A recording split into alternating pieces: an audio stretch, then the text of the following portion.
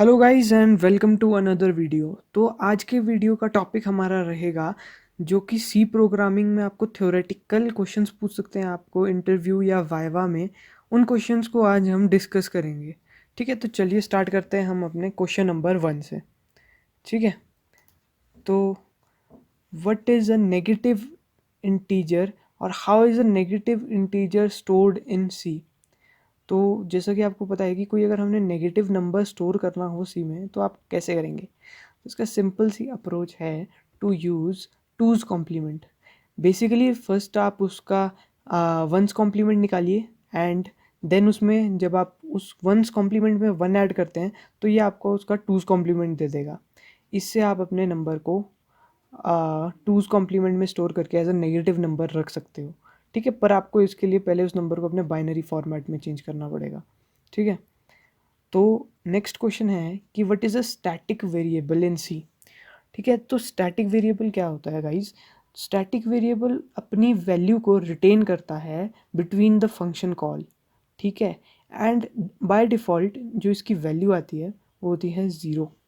For example, जो अगर आप देख रहे हैं यहाँ पे, तो void f नाम का एक फंक्शन है जिसमें एक स्टैटिक वेरिएबल है आई का। ठीक है, और आई प्लस प्लस प्लस आई किया हुआ है। ठीक है, तो जितनी बार भी ये फंक्शन चलेगा उतनी बार अब आई हर बार की तरह ज़ीरो नहीं प्रिंट करेगा। फर्स्ट टाइम देखो, प्री इंक्रीमेंट ऑपरेटर लगने की वजह से प्रिंट एफ में आएगा पहले वन। देन अगर दूसरी बार इस फंक्शन को कॉल किया तो ये टू करेगा, फिर ये थ्री करेगा प्रिंट, एंड सो ऑन, ये चलता रहेगा। ऐसा नहीं है कि अगर हम सिंपल इंट आई लिखते तो ये हर बार मतलब ज़ीरो को इनिशियलाइज होने के बाद ये यहाँ पे हर बार वन वन वन प्रिंट करता, क्योंकि इसमें प्री इंक्रीमेंट लगा है ना, इसीलिए। ठीक है, तो बात करते हैं अपने थर्ड क्वेश्चन से। वो है what is the purpose of external storage specifier, कि हमें एक्सटर्नल स्टोरेज स्पेसिफायर की ज़रूरत क्यों पड़ती है। ठीक है, जिसको एक्सटर्नल स्टोरेज स्पेसिफायर के बारे में नहीं पता है, आपको बता देता हूँ कि ये हमारे एक्सटर्नल या स्कोप ऑफ ग्लोबल सिंबल को रिजॉल्व करने के लिए यूज़ होता है। इसका क्या मतलब है। बेसिकली ये वेरिएबल्स हमारे फंक्शन के आउटसाइड डिफाइन किए जाते हैं and the value of these functions या इन ग्लोबल वेरिएबल्स को हम विद इन फंक्शन अपने इसकी वैल्यू को मॉडिफाई कर सकते हैं। ठीक है, और जो कीवर्ड इसके लिए यूज़ होता है डिक्लेयर करने के लिए वो होता है एक्सटर्न। ठीक है, एंड जो हम इनकी डिफ़ॉल्ट वैल्यू होती है वो इनिशियलाइज होती है ज़ीरो को, मतलब बाय डिफ़ॉल्ट ये वैल्यू ज़ीरो उठाएगा। अगर हम इसके लाइफ टाइम की बात करें तो ये till the execution of the program इसका लाइफ टाइम रहता है। ठीक है, फॉर एग्जांपल मैं ऐसे लिखता हूँ एक्सटर्न इंटीजर आई। ठीक है, तो ये कुछ ऐसे काम करेगा। नेक्स्ट क्वेश्चन की बात करें हम तो ये पूछता है what is the purpose of S print या एस प्रिंट एफ। ठीक है, अब हमारा जो एस प्रिंट एफ फंक्शन है वो हमें एक फॉर्मेटेड स्ट्रिंग रिटर्न करता है। ठीक है, कैसे। अब देखो यहाँ पे क्या लिखा है मैंने, एस प्रिंट एफ, और यहाँ पे पहले मैंने एक स्ट्रिंग लिखा है, देन एक्सेस स्पेसिफायर्स की मदद से %d%c%f, मतलब एक इंटीजर वैल्यू, एक कैरेक्टर वैल्यू और एक फ्लोटिंग टाइप वैल्यू को हमने लिया है। तो जैसा कि आप यहाँ पे देख सकते हैं स्ट्रिंग है buffer to put the data in, मतलब जिसमें ये सारा डाटा चला जाएगा। ठीक है, वैल्यू जो है हमारा इंटीजर वेरिएबल है, कैरेक्टर वेरिएबल हमारा सी है और फ्लोट वेरिएबल हमारा FLT है। तो इसका एक प्रोग्राम देखते हैं।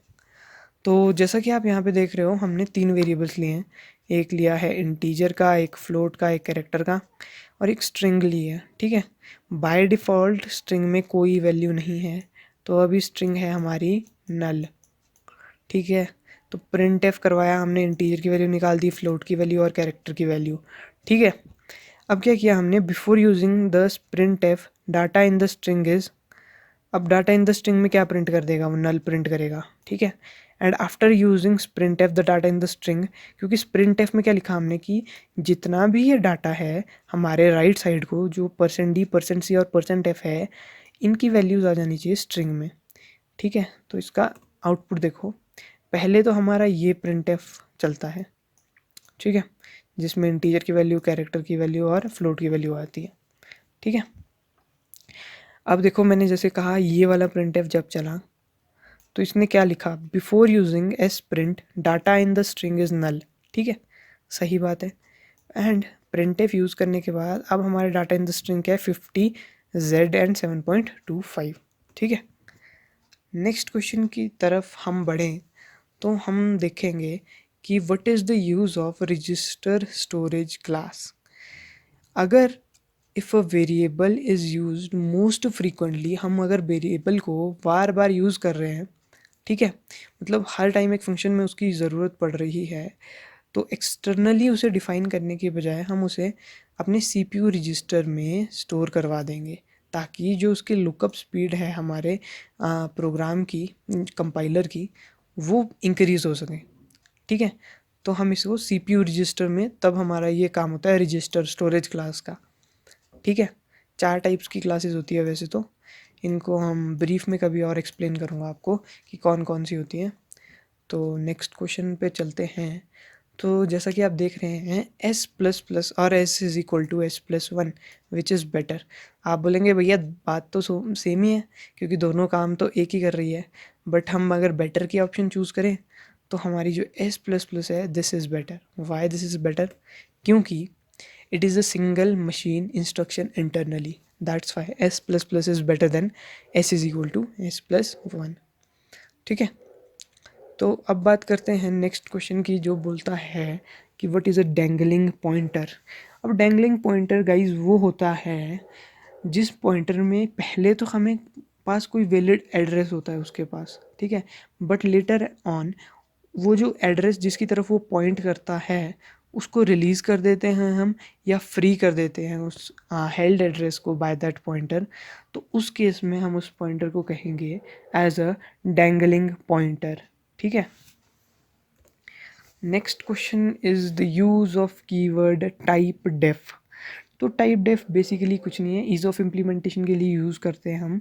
तो मतलब किसी भी कीवर्ड को हमें एक न्यू टाइप में चेंज करना हो, मतलब उसको नया नाम देना हो, तो उसे हम टाइप डेफ कीवर्ड से देते हैं। जैसे टाइप डेफ इंट UNIT, मतलब अब मैं इंट कीवर्ड को ना यूज़ करते हुए मैं लिखूँगा UINT। ठीक है, अब UINT लिखा मैंने आई और जे, तो ये मतलब हुआ हमारे टाइप डेफ कीवर्ड का। अब हमारा कंसेप्ट आता है एल वैल्यू और आर वैल्यू का। कुछ नहीं है, the expression appearing on the right side of the assignment operator is called the R value. For example, let assume a is equal to 22। ठीक है, and a is of type integer. ठीक है, तो जो राइट साइड में आ रही है ना ये, इसको हम बोलेंगे R value, and R value is assign to L value. तो जो इसके लेफ्ट में होती है ना असाइनमेंट ऑपरेटर के, उसको बोलते हैं हम एल वैल्यू। तो जो आर वैल्यू है वो एल वैल्यू में आती है। ठीक है, कुछ इस टाइप से इसको यूज़ करते हैं हम। And L value should designate to a variable not a constant. ठीक है, तो मतलब अगर हम देखें, मतलब for example A is equal to B. ठीक है, एंड बी में मान लो कोई वैल्यू होती है जो हम यूज़र से लेते हैं, या कोई भी मान लो फॉर एग्जांपल 22 होती है, तो हम ऐसे लिख सकते हैं A is equal to B. तो जो हम प्रिंट करवाएंगे %d ए और बी को, तो वो प्रिंट करेगी हमारी 22 एंड 22। तो ये एक थोड़ा सा आसान तरीका था इसको समझने का। ठीक है, तो नेक्स्ट क्वेश्चन पे चलें। तो ये कहता है कि what are actual and formal parameters. ठीक है, तो जो पैरामीटर्स हम सेंड करते हैं फंक्शन को at the time of calling at the end are called as actual parameters, while at receiving of the function definition उसको हम कहते हैं फॉर्मल पैरामीटर्स। जैसे अगर आप मेन फंक्शन में कोई फंक्शन, किसी और फंक्शन को कॉल कर रहे हो, तो उसमें तो आप एक्चुअल पैरामीटर्स दोगे ना, A B C जो भी आप लिख रहे हो, बट जब आप उस फंक्शन को डिफ़ाइन करते हो तो आप उसको कैसे डिफ़ाइन करते हो कि वो इसमें क्या, कौन से कितने आर्ग्यूमेंट्स हैं और उन आर्ग्यूमेंट्स की क्या टाइप है। ठीक है, वैसे उस टाइप में हम उसको फॉर्मल आर्ग्यूमेंट्स बोलेंगे। Can a program be compiled without the main function? क्या लगता है आपको? सोचो इस बारे में कि क्या हम किसी प्रोग्राम को without the main function compile करते हैं? तो yes, the answer is it can be compiled, ठीक है, but it can not be executed, क्योंकि एग्जीक्यूशन में हमें मेन फंक्शन डेफिनेशन की ज़रूरत पड़ती है, ठीक है। इसलिए कंपाइल तो हो जाएगा पर एग्जीक्यूट नहीं होगा। अब हम बात करते हैं कि हमें क्या एडवांटेज मिलती है ऑफ डिक्लेयरिंग वॉइड पॉइंटर्स, जो कि है हमारा क्वेश्चन नंबर 12, ठीक है। When we do not know what type of memory address the pointer variable is going to hold, मतलब जब हमें यही पता नहीं है ना कि कौन सा मेमोरी एड्रेस, किस टाइप का memory address I mean to say जो पॉइंटर वेरिएबल होल्ड करेगा, तो हम उसके लिए वॉइड पॉइंटर का यूज़ करते हैं, ठीक है।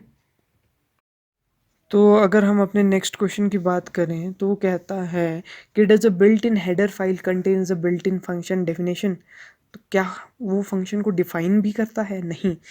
अगर एक हेडर फाइल की बात करें हम, तो वो फंक्शन को सिर्फ डिक्लेयर करेगा, ना कि डिफाइन करेगा। वो डिफाइन होते हैं हमारे लाइब्रेरी में, एंड जो कि लिंक होते हैं हमारे लिंकर के थ्रू, ठीक है। नेक्स्ट क्वेश्चन की बात करें तो ये कहता है what is modular programming. So basically modular programming कुछ नहीं है, एक बेसिकली बड़े प्रोग्राम को तोड़ के छोटे सब प्रोग्राम्स में डिवाइड करना to achieve a given task is called as modular programming, ठीक है। And how many operators are there under the category of ternary operators. Ternary operators use किए ना आपने, तो मैं एक टर्नरी ऑपरेटर का सिंपल सा कोड लिख देता हूँ। For example if A is greater than B, तो इट शुड रिटर्न ए या return B. For example A की वैल्यू है 2 एंड बी की वैल्यू है 3, तो ये रिटर्न 3 कर देगा, मतलब बी कर देगा। तो इसमें अगर आप देखो तो कितने ऑपरेटर्स यूज़ हो सकते हैं इसके अंदर, कितने टाइप की कैटेगरी के यूज़ हो सकते हैं। तो बेसिकली इसका आंसर है ओनली वन, ठीक है, and that is a conditional operator, जो कि है हमारा ये, ठीक है। तो आज के लिए 15 प्रॉब्लम्स आई होप आपको समझ आई होगी, या इनमें अगर आपको कोई डाउट लगता है तो प्लीज़ कमेंट्स में ज़रूर पूछिएगा। एंड अभी हम अपने कोट ऑफ द डे की बात कर लें, तो हमारा कोट ऑफ द डे आज का कहता है कि if you can't fly then run, and if you can't run then walk, if you can't walk then crawl, but whatever you do you have to keep moving forward, ठीक है। Life is not about a full stop, life continues, life is a for loop जो हमारी चलती रहनी चाहिए till we achieve our goals. तो guys आज के लिए ये 15 क्वेश्चंस आई होप आप लोगों को समझ आए होंगे, एंड नेक्स्ट वीडियो में हम और क्वेश्चंस की भी बात करेंगे। तो stay connected with our video and please subscribe to our channel if you haven't subscribed yet. Thanks for watching and happy coding.